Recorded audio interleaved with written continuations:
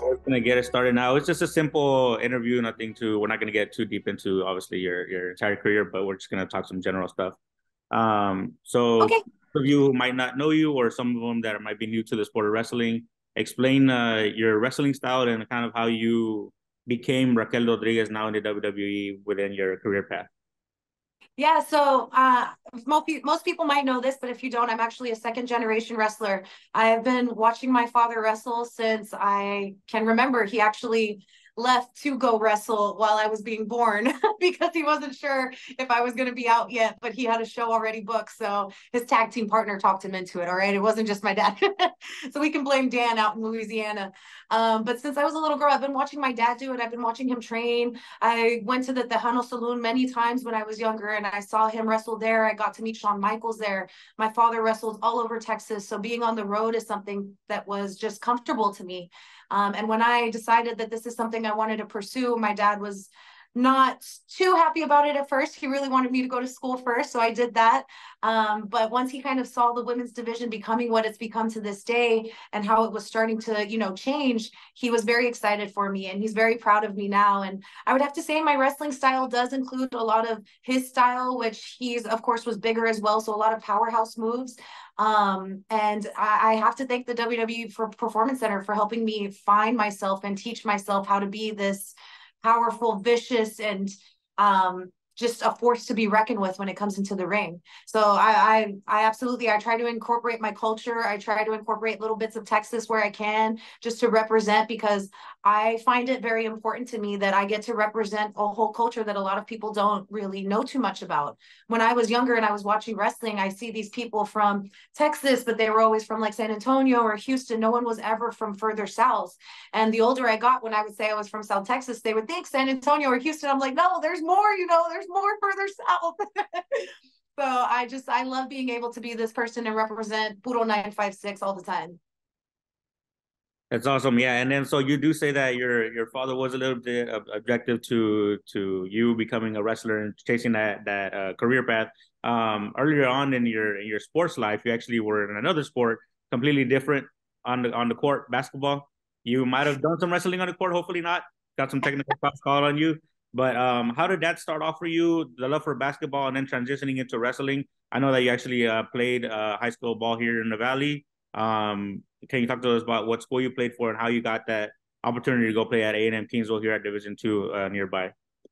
Yeah. So I started playing basketball when I was probably about 8 or 9 years old. And the reason it started was because I saw my dad coaching a local men's team on the side. It was kind of just his side job while he was still wrestling.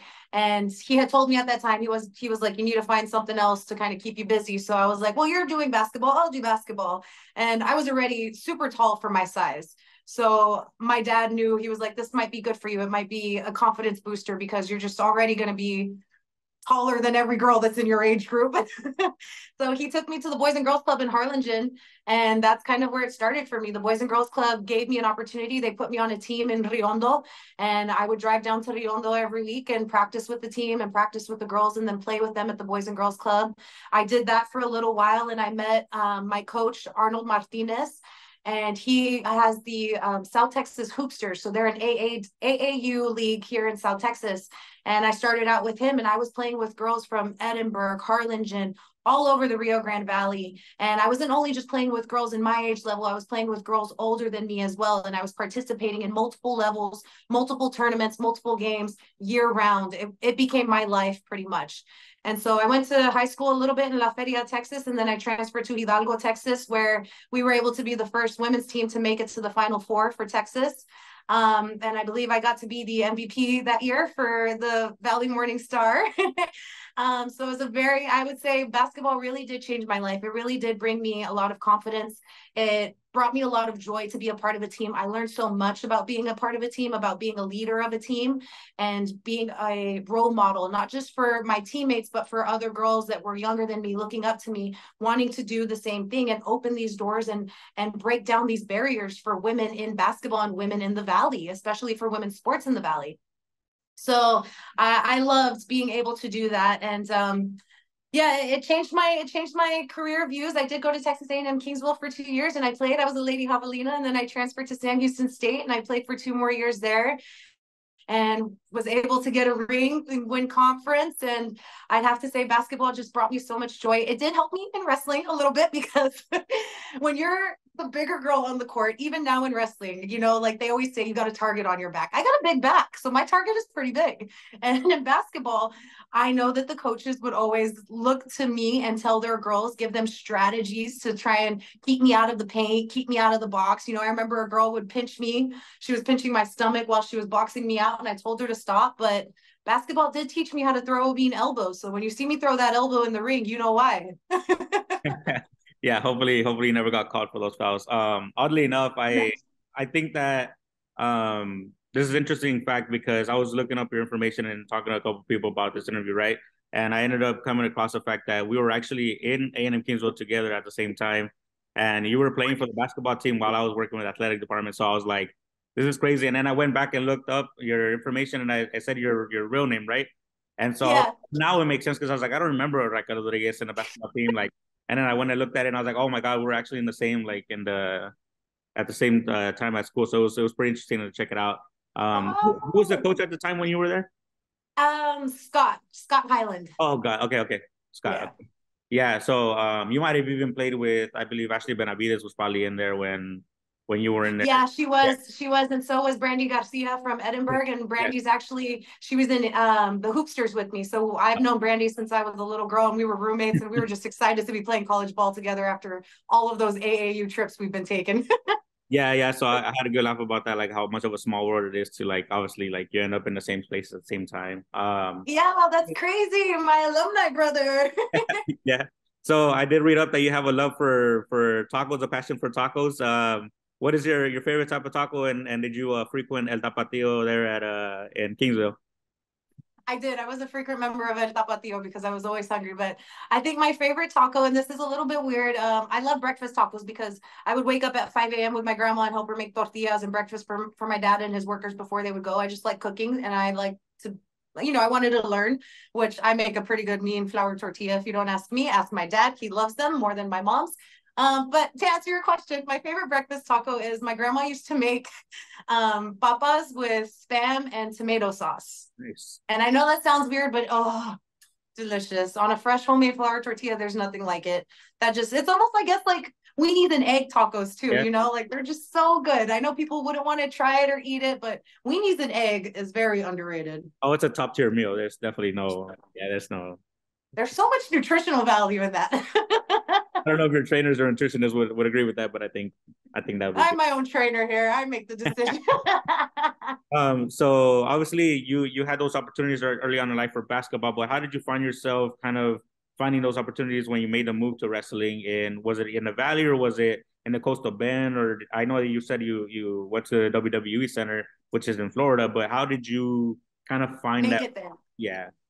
Yeah, so when I told my dad after I graduated college that I wanted to pursue wrestling, he still was very strict about who I was working with, where I was training, who was stepping into the ring with me, because it is a very influential business. And the second that you get into that, you really want to find the right people who want the best for you, because it's a very difficult business to be in. You know, you have to be mentally tough, you have to be physically tough. You're going to go through things that you never in your wildest dreams thought you would go through, because it's entertainment as well, you know. So there's a lot of times that you're going to get told no, or there's a lot of times that there's not a position ready for you, for the way you look, for your height, for your size. So my dad was very picky about who I trained with. Right off the bat, I was driving to Corpus from Huntsville, and he was driving up from the Valley to meet me, and we were training with the Galvanes at Gulf Coast Wrestling there.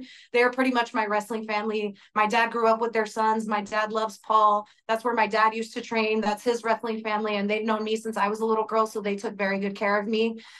We would drive down to San Antonio and train at TWA with Rudy and with my dad's old wrestling buddy, Richard Aleman. He would get in the ring with me and let me throw him around a little bit, get a feel for what it's like, you know?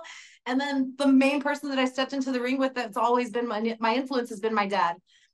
Because he knows me and he knows how I move and he knows what works for him and what he thinks might work for me. So training at the beginning was very difficult. My dad did only give me 2 years to try and pursue this, because he didn't want me to feel stuck. He wanted me to be able to still have a life and still pursue a future that I could be proud of, and not be stuck on just one dream. So he kind of told me, you have 2 years, let's see how far you make it, to pursue what I wanted. And then I saw that WWE was having a live tryout at the Arnold Classic in Ohio. So I bought a ticket. I bought it. My dad came with me and we went to the Arnold Classic, and I said, hey, you guys are having an open tryout. Unfortunately, they had already picked their athletes for the tryout, but I did get a chance to meet a recruiter there, and he gave me his information, told me where to send an email to. So I did that. Next thing I know, I got a call for a tryout at the Performance Center. I got flown out, and I went into that tryout not knowing what to expect, not knowing who else was going to be there.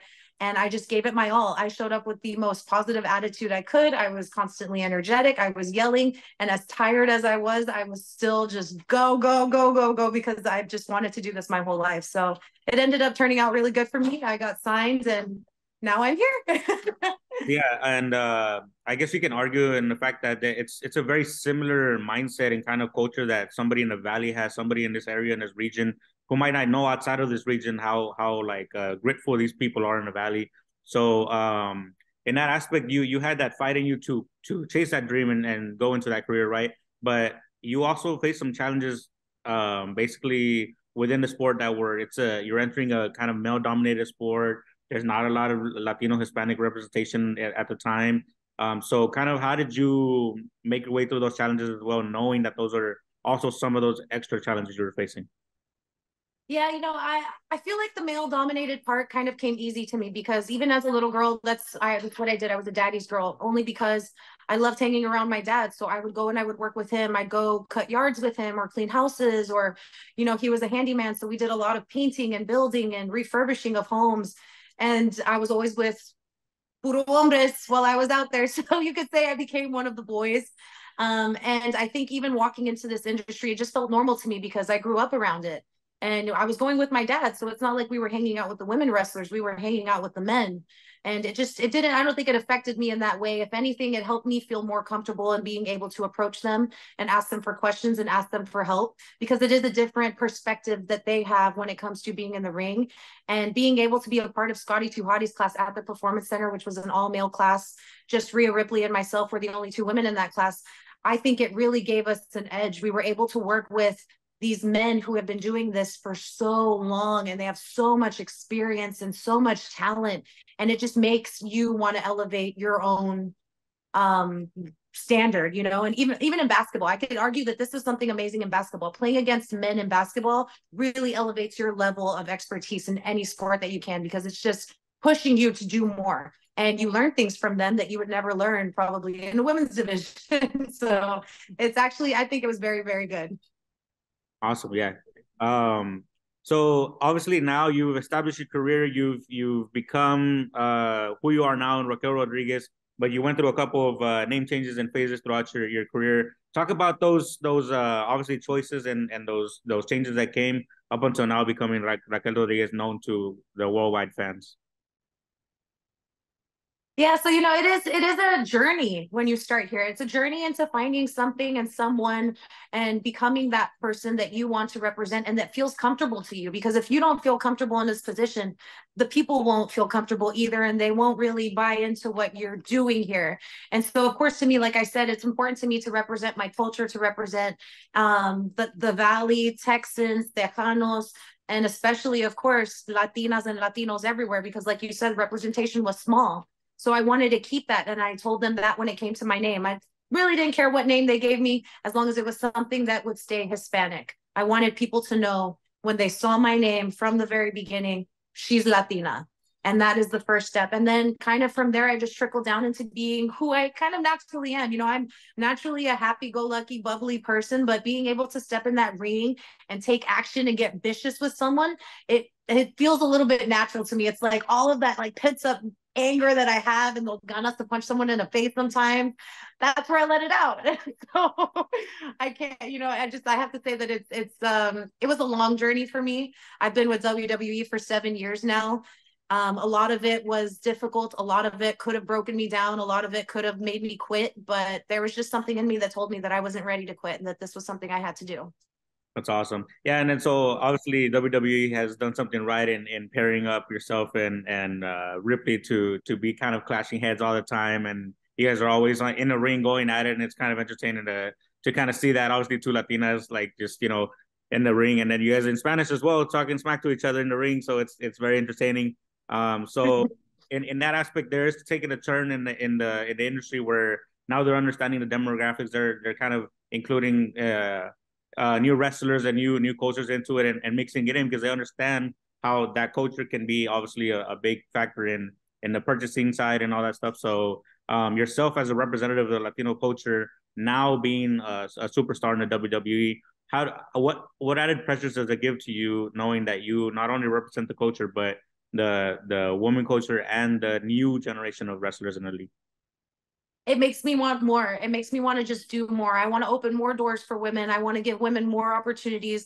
And I say this all the time when I see taller girls who are very young and I know what they feel, and they feel a little, less confident than they should. I tell them, I'm like, I know you're tall now and it's hard because you get name called, or you don't fit in, or, you're at that age where maybe you start to like boys, but boys don't like you because you're too tall. And it's okay. I tell them, just keep waiting, be patient, because one day that height is going to give you an advantage that no one else has. It's going to make you special, and it's going to elevate you to a whole nother level. And I fully believe that now. It was hard for me growing up, being so tall and being in an environment where I was just a giant compared to everyone. But I fully embrace every single learning step that I had when I was younger, to how I've been able to put it to good use now. And so I'm just so grateful that I'm in the position I am in. I can't believe that I'm in this position at times, but I think back to, of course, one of the people that I idolized, which is Selena, and she was always just a light and a good person and someone that people could look up to. And that's something that I want to leave in my legacy, is I want people to remember me as someone who was positive and who was a good role model for the future and for the future generations. Awesome. Well, thank you so much for your time. That's all I had for you. If you don't mind, just giving a shout out to the Valley 956 and an invitation for them to come out on Saturday to enjoy the show. Yeah, mi gente, mi raza, it's Raquel Rodriguez here, WWE Superstar. I'm coming home, baby. You guys have to come out this Saturday at the Bert Ogden Arena. You can still get tickets on the Bert Ogden website. And, I won't be the only one there. Of course, you're going to have LA Knight. I will be wrestling Isla Dawn. So many SmackDown superstars. LWO might be showing up. Who knows? You never know who's going to be at these live events. I'm so excited to be coming back. Puro 956. I can't wait to see y'all, and I can't wait to have all of this amazing food I've been missing for so long.